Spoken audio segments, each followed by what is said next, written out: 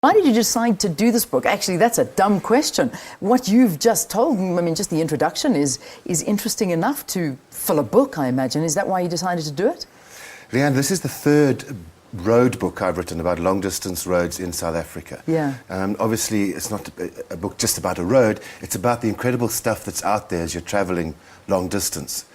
The stuff that drivers aren't aware of. We think we're driving in the middle of nowhere. In fact, we're driving past incredible history. Wow. So I did one on the N3, Joburg to Durban, yeah. One on the road from Gauteng to Maputo, and now this is the road from Gauteng to Lobotsi in Botswana. Yeah. And why did I do it? Because I loved every minute of it. Wow. Amazing stories out there. Yeah. It's the shortest road. It's only about 300 kilometers. Mm-hmm. The N4 to Lobotsi.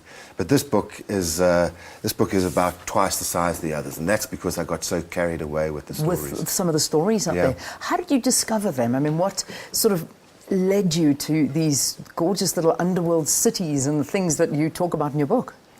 Well, you spend a lot of time in the libraries and the archives, and then you literally get out on the road.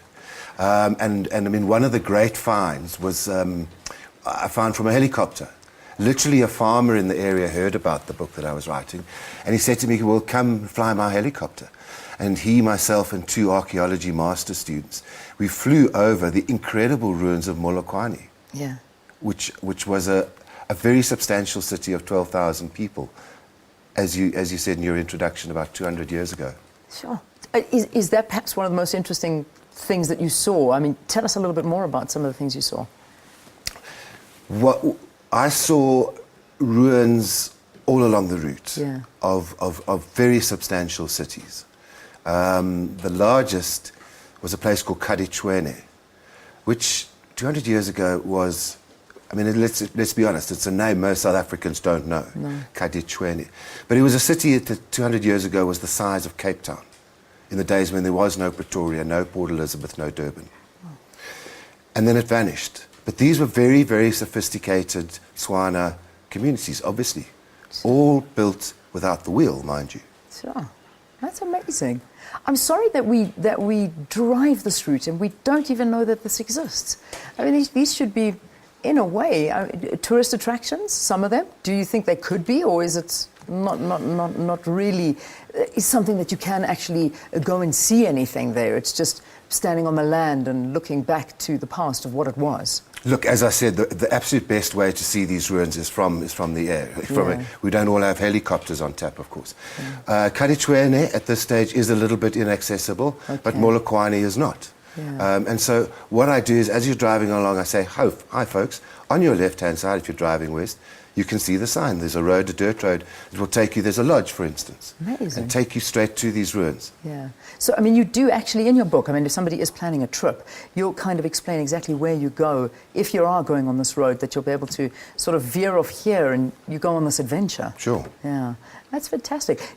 What else? I mean, what else did you come across? Because, I mean, the book focuses as well on the different eras of the regions, the history, including the kings and the chiefs. You know, it's an important part of our history.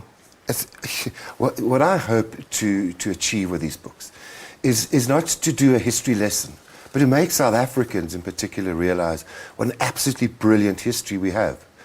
Other things that are interesting, the geology. Yeah. Where did the Magaliesberg come from? And Where did it come from? Well, it's an absolutely remarkable story, but yeah. why do they look like that?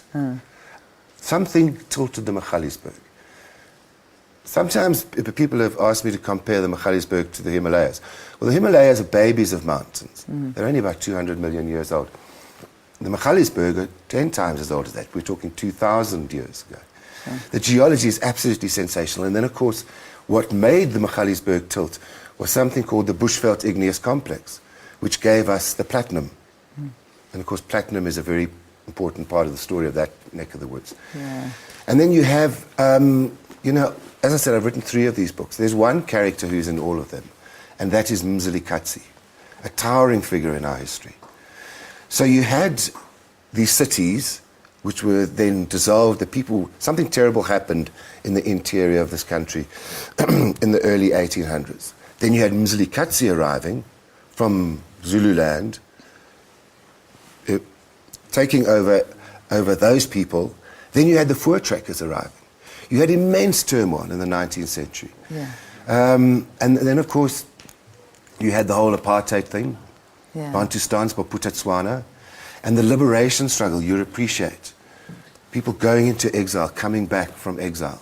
I traveled to Botswana with an MK foot soldier, Sure. who then, we met his former comrades.